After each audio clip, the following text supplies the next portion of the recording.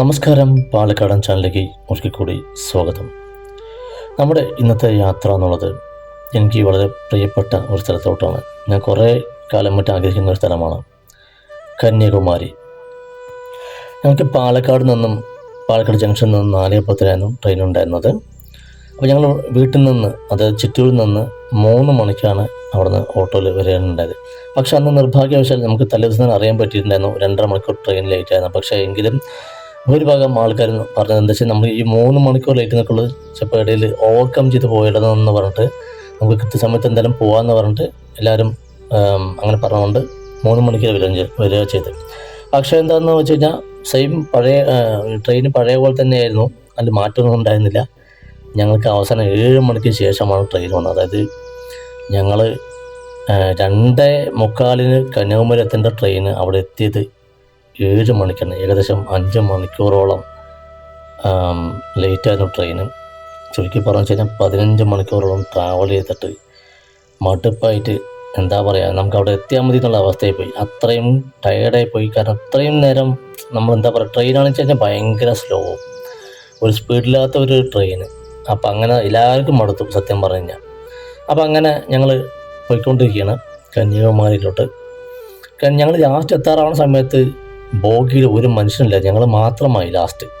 കാരണം നിങ്ങൾ കണ്ടില്ലേ, അതിലാരുമില്ല, സീറ്റുകൾ കംപ്ലീറ്റ് ഒഴിഞ്ഞിരിക്കുന്നത്. ഈ കാണുന്നതൊക്കെ നിങ്ങൾ നാഗർകോവിലിൻ്റെ പരിസരമാണ് കണ്ടുകൊണ്ടിരിക്കുന്നത്. കന്യാകുമാരി ഏകദേശം എത്താറായ സമയത്താണ് ഈ കാണുന്നത്. ഓക്കെ, ഞങ്ങൾ പിന്നെ വർഷാവർഷം പാളിയൻ മസ്കറ്റിൽ നിന്ന് വന്നു കഴിഞ്ഞാൽ എല്ലാവരും കൂടി ഒരുമിച്ചൊരു യാത്ര പോകാറുണ്ട്.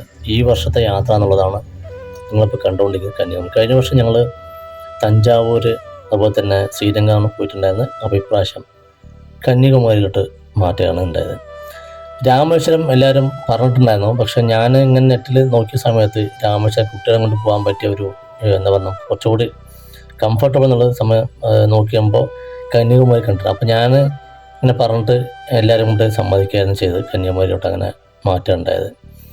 പോകുന്ന വഴിക്ക് പിന്നെ മനോഹരമായിട്ടുള്ള നമ്മുടെ കേരളത്തിൻ്റെ ഭൂപ്രകൃതി, അതുപോലെ തന്നെ ഈ തമിഴ്നാടാണെന്ന് പറയുമെങ്കിലും കേരളത്തോട് ചേർന്നിട്ടുള്ള സ്ഥലമായതുകൊണ്ട് കേരളത്തിനും വെല്ലുവിളിക്കുന്ന രീതിയിലുള്ള പ്രകൃതി രമണീയമായിട്ടുള്ള സ്ഥലങ്ങളായിരുന്നു അവിടെ ഉണ്ടായിരുന്നത്. കാണുന്നത് ഇതൊക്കെ തമിഴ്നാട് ഭാഗത്ത് വരുന്ന സംഭവമാണ്.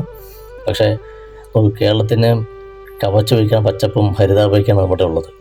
എനിക്ക് പിന്നെ പൊതുവേ പറഞ്ഞു വെച്ച് കഴിഞ്ഞാൽ ഈ പ്രകൃതി രമണീയമായിട്ടുള്ള സ്ഥലങ്ങൾ കണ്ടിട്ട് ഞാൻ എപ്പോഴും ഈ വീഡിയോസ് അതേപോലത്തെ ഫോട്ടോസ് എടുക്കാറുണ്ട്. ഞാൻ അതൊന്നും ഒരിക്കലും മിസ്സാക്കാറില്ല. അപ്പോൾ നിങ്ങളതാണ് ഇപ്പോൾ കണ്ടുകൊണ്ടിരിക്കുന്നത്. ഇനി നമുക്ക് നമ്മുടെ വിഷയത്തിലോട്ട് വരാം.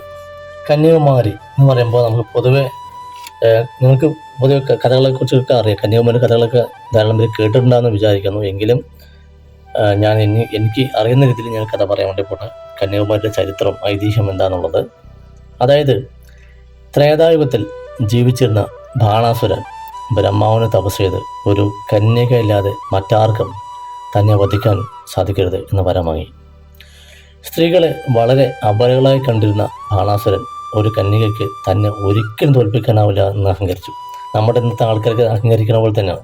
സ്ത്രീകളെന്ന് വെച്ചാൽ പരമ പുച്ഛത്തുള്ള, വീട്ടിൽ അടുക്കളപ്പണി ചെയ്യാനും കുട്ടികൾ നോക്കാനും മാത്രമുള്ള ഒരു സാധനം, അല്ലെങ്കിൽ ഏതെങ്കിലും ഒരു ഉപകരണം എന്ന രീതി കാണുമ്പോൾ തന്നെ ബാണാസുരൻ അന്ന് ചിന്തിച്ചിട്ടുണ്ടാവുക.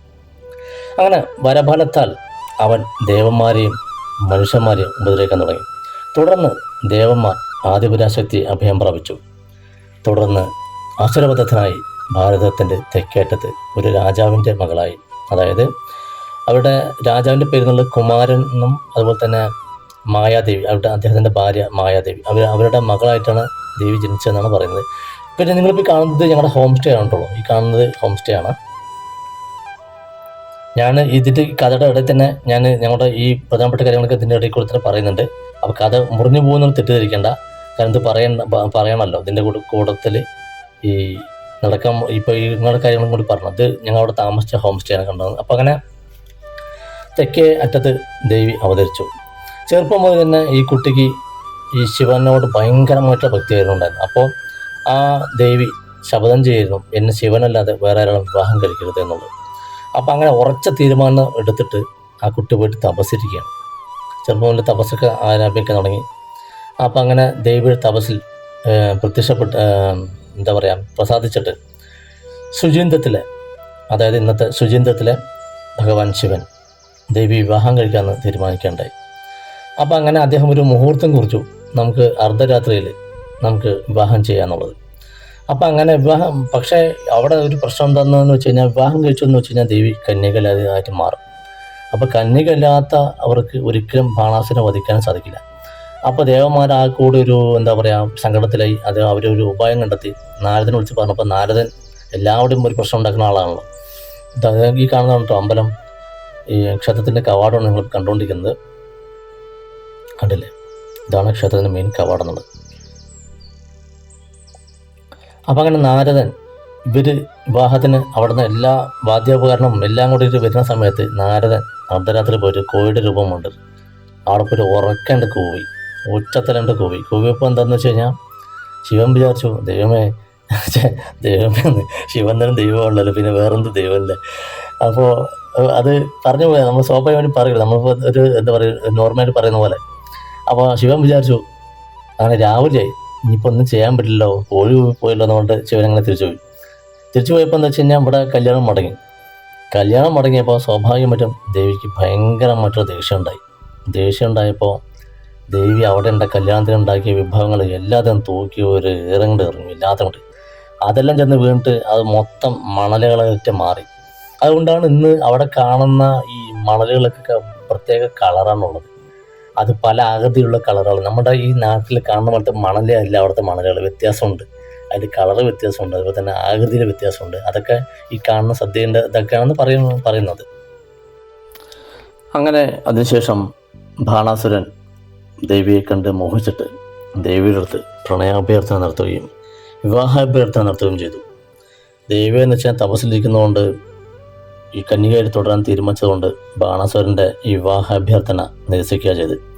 അപ്പോൾ സ്വാഭാവികമായിട്ടും ബാണാസുരന് ഈ എന്താ പറയുക ഈ പ്രണയം നിരസിച്ചതുകൊണ്ടും അല്ലെങ്കിൽ വിവാഹാഭ്യർത്ഥന നിരസിച്ചതുകൊണ്ടും സ്വാഭാവികമായിട്ട് ദേഷ്യമുണ്ടായി. അതിനുശേഷം രണ്ടുപേരും തമ്മിൽ യുദ്ധമുണ്ടായി, കടുത്ത യുദ്ധമുണ്ടായി, ശക്തമായിട്ടുള്ള യുദ്ധം. അവസാനം ദേവി തൻ്റെ ത്രിശൂലം കൊണ്ട് ബാണാസുരനെ വധിക്കുകയുണ്ടായി. അങ്ങനെ ബാണാസുര വധത്തിന് ശേഷം ദേവി വീണ്ടും തപസ്സിലോട്ട് മുഴുകേണ്ടത്. ഇനി ഇതിൻ്റെ വേറൊരു വേർഷൻ എന്ന് വെച്ച് കഴിഞ്ഞാൽ തന്ത്രശാസ്ത്രത്തിൽ ഈ കന്യാകുമാരിന് വേറെ വളരെ മർമ്മപ്രധാനമായിട്ടുള്ള സ്ഥാനമായിട്ടാണ് ഈ തന്ത്രശാസ്ത്രത്തിൽ ഇതിനെ കാണുന്നത്. ഇതാണ് കേട്ടുള്ളൂ, ക്ഷേത്രത്തിനകത്താണ് കേട്ടുള്ളൂ. ഈ കാണുന്നത് ക്ഷേത്രത്തിനകത്ത് പറയാൻ പറ്റില്ല, അതിൻ്റെ പുറത്തുള്ള മതിക്കെട്ടാണ് നിങ്ങൾ കണ്ടുകൊണ്ട്. കാരണം അകത്തോട്ട് നമുക്ക് എന്താ പറയുക മൊബൈൽ ഫോൺ അവൈലബിൾ അലോഡല്ല, അതുകൊണ്ട്. ഓക്കെ. പിന്നെ ഇവിടെ ഒരു പ്രത്യേകമായ കാര്യം, ഇനി ആരെങ്കിലും പോണ സമയത്ത് നിങ്ങൾ സ്പെഷ്യൽ ദർശനത്തിന് എടുത്തോളൂ ടിക്കറ്റ്. കാരണം വേറെ ഒരു ക്ഷേത്രത്തിലില്ലാത്ത ഒരു ഇതാണ് ഇവിടെ ഞാൻ കണ്ടത്. എന്താണെന്ന് വെച്ച് കഴിഞ്ഞാൽ ഇപ്പം നമ്മുടെ ഗുരുവായൂർ ക്ഷേത്രത്തിൽ സ്പെഷ്യൽ ദർശനം വെച്ചാൽ 1000 രൂപയാണ്. ഇവിടെ വളരെ തുച്ഛമായിട്ടുള്ളൊരു തുക, വെറും 20 രൂപ മാത്രം. ഞങ്ങൾ സ്പെഷ്യൽ ദർശനം വേണ്ടി കയറിയതല്ല, ഞങ്ങൾ നോർമൽ ക്യൂ ആണെന്ന് കരുതിയിട്ട് പോയാണ്. ലെഫ്റ്റ് സൈഡിലേക്കാണ് പോകേണ്ടത്. റൈറ്റ് സൈഡ് നോർമൽ ദർശനം, ലെഫ്റ്റ് സൈഡിലേക്ക് പോകുമ്പോൾ സ്പെഷ്യൽ ദർശനമാണ്. അപ്പോൾ ഞങ്ങൾ സ്പെഷ്യൽ ദർശനം പോകുമ്പോൾ അവിടെ അതിനകത്താണ് ടിക്കറ്റ് കൊടുക്കുന്നത്. നമ്മൾ മുൻകൂട്ടി എടുത്തിട്ടല്ല പോയി ലൈനിൽ പോയി നിൽക്കുന്നത്.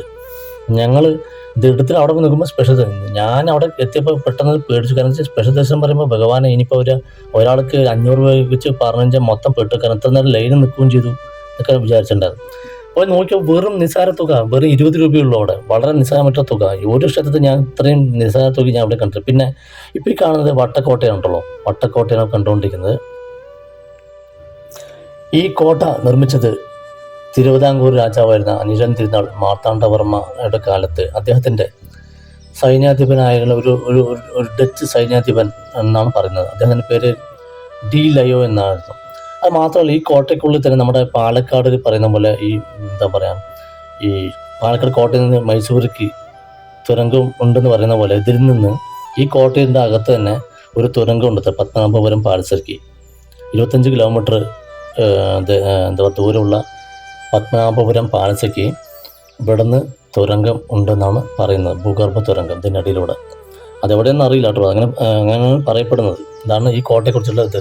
പിന്നെ വളരെ മനോഹരമായിട്ട് കോട്ടയുണ്ട്. കാരണം വളരെ സൂപ്പറായിട്ട് കണക്കാരം ബീച്ചിൻ്റെ അടുത്ത് കടൽക്കാരൻ ഒരുപാട് പണ്ട് ഇത് കെട്ടുന്ന സമയത്ത് ഒരുപാട് കടൽക്ഷോഭങ്ങളും മറ്റൊക്കെ ഉണ്ടായിരുന്നതായിട്ടും പറയപ്പെടും. പക്ഷേ ഈ കോട്ട കെട്ടിയതിന് ശേഷം കുറച്ചുകൂടി നന്നായിരിക്കുന്നത് ഈ ഭാഗം തന്നെ വ്യത്യാസപ്പെട്ടു പോയി. കാരണം എന്ത് നിങ്ങൾ നോക്കൂ, ഞങ്ങൾ ഫസ്റ്റ് കയറിയപ്പോൾ ഫസ്റ്റ് ഈ നമ്മൾ എന്താ പ്രവേശന കവാടത്തിൽ കയറിയപ്പോൾ ഇത് പാലക്കാട് കോട്ട പോലെ തന്നെ ഇത് എന്താ കാണാനല്ലോ ഒന്നുമില്ലല്ലോ വന്നത് വേസ്റ്റായി പോയല്ലോ എന്ന് പലരും പറഞ്ഞു.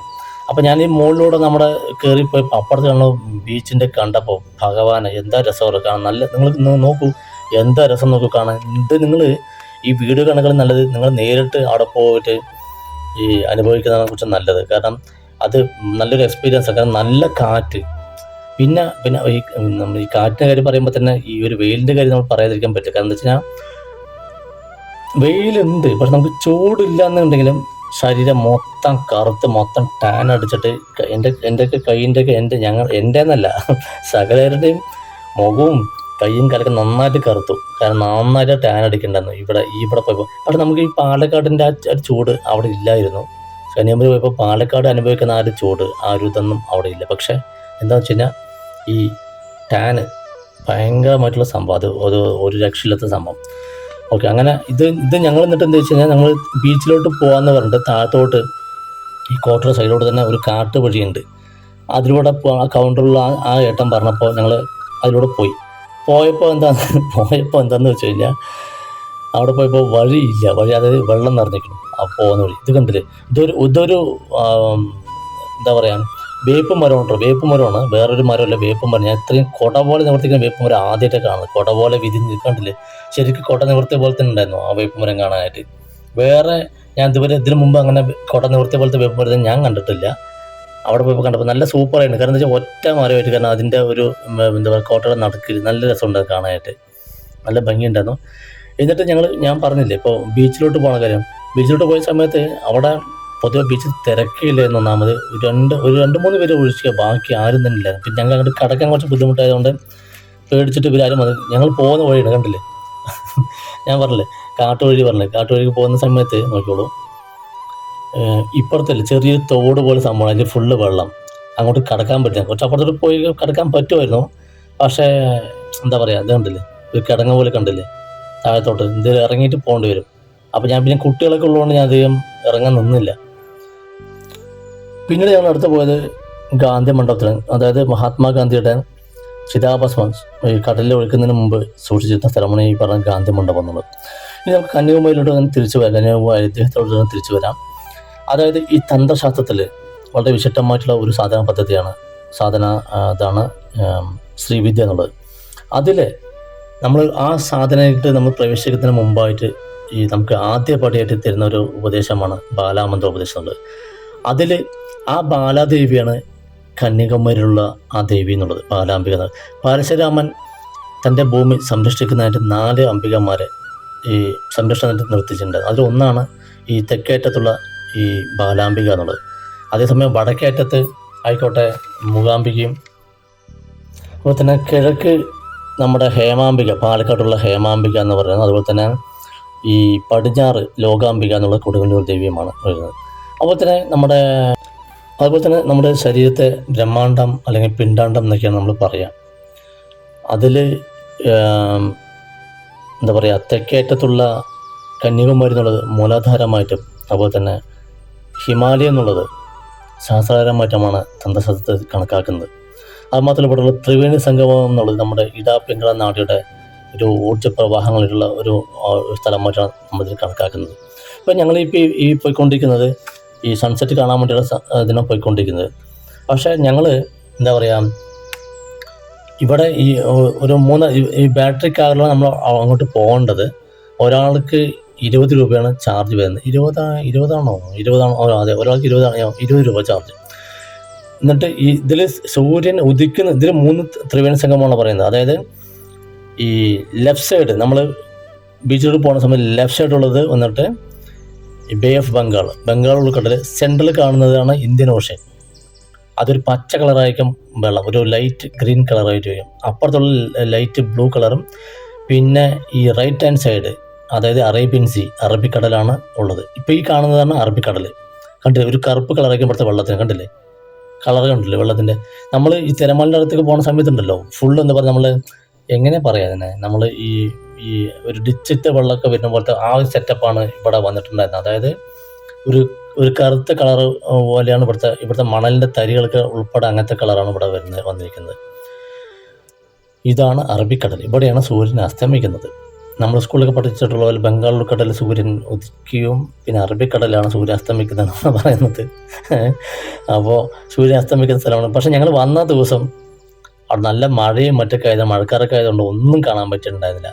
പിന്നെ ഈ കന്യാകുമാരിയിലുള്ള വീഡിയോ ഇതോടെ അവസാനിക്കുന്നില്ല. ഇതിൻ്റെ വേറൊരു ഭാഗം കൊണ്ട് വരുന്നുണ്ട്.